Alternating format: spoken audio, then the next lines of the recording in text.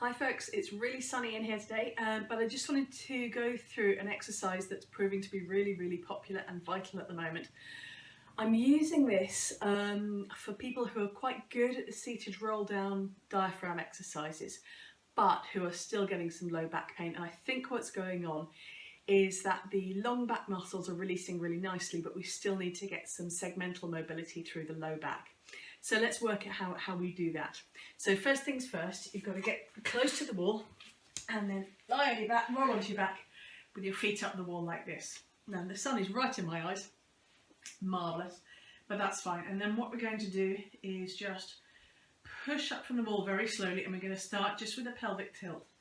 So just rolling over the back of the sacrum, and then slowly I want you to start going a little bit higher. Now the trick with this is to really keep it rolling.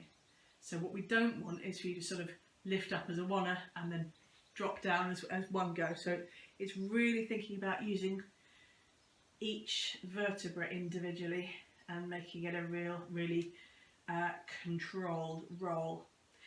The other thing I like to do with this exercise is to add a little bit of a twist, and I literally do mean a little bit of a twist. So what you can do, and this helps to desensitise the back muscles on the left side, is if you roll your knees to the left so that you're slightly twisted, and then you can roll preferentially up the left side of your iliocostalis and low back muscles.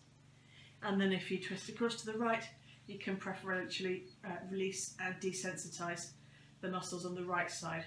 But again, it's just a question of getting that really good control and roll, and feeling each individual joint moving separately rather than sort of getting moving as a oneer. So that is my current favourite exercise for people who are struggling a little bit when getting beyond the roll down.